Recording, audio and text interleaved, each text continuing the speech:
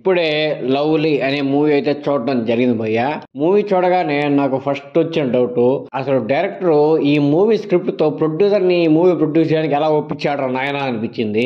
అసలు ఏ మూవీ భయ్య అది, బొక్క అనిపించింది నాకైతే. ఏముండదు మూవీ కంటెంట్, ఏదో రాజమౌళి గారు ఈగ లెవెల్లో తీద్దాం అనుకున్నారు, కానీ అది అసలు మామూలు ఈగ లెవెల్లో కూడా ఉండదు. చాలా అంటే చాలా దారుణంగా ఉంది మూవీ. నాకైతే పిచ్చ బోర్ కొట్టింది భయ్య.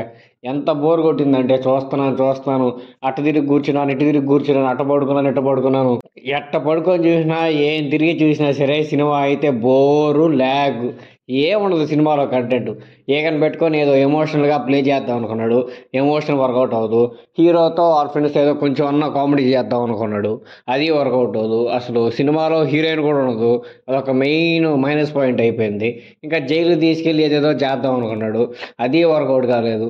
ఇంకా కొంచెం రొమాంటిక్ టచ్ ఇద్దామని చెప్పి ఆ సినిమాలో ఏదో 2-3 సీన్స్ అలా పెట్టాడు, కానీ ఆ రొమాంటిక్ సీన్స్ ఏం వర్కౌట్ అవ్వలేదు. ఆన్ టు పాయింట్ అయితే ఏడా లేడు పోయా. ఎట్టో తీసుకెళ్తాడు సినిమాని, అసలు ఏమనుకున్నా సినిమా తీసాడు నాకైతే ఏం అర్థం కాలేదు.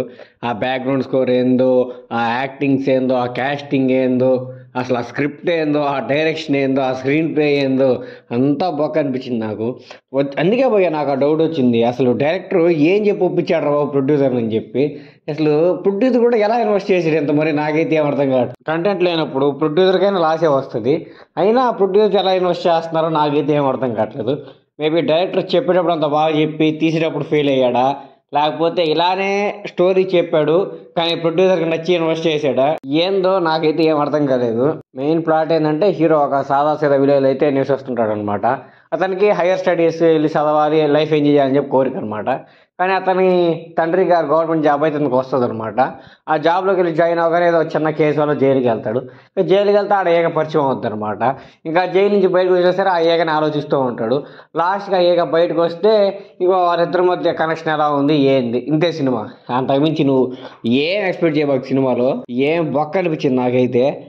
ఏందో భయ్య, మలయాళం సినిమా కదా, కొంచెం కంటెంట్ ఉంటుందేమో. లాస్ట్ వరకు ఓపిక్గా చూసాను భయ్య సినిమా, ఎందుకంటే లాస్ట్లో ఒక చిన్న ట్విస్ట్ అన్నా ఉంటుందేమో.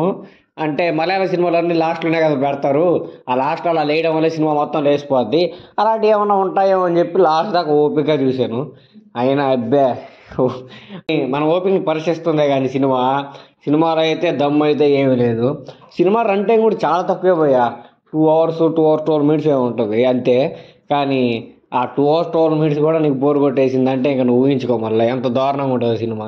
మీకు చూడాలనిపిస్తే ఓటీటీలో అయితే స్ట్రీమ్ అవుతుంది చూడండి. సినిమాలో అయితే అంత గొప్ప ఎలిమెంట్స్ అయితే ఏమి ఉండవు. మీరు చూసారంటే ఖచ్చితంగా టైం వేస్టే, కానీ నేను చూస్తాను భయ్యా అనుకుంటే చూడండి.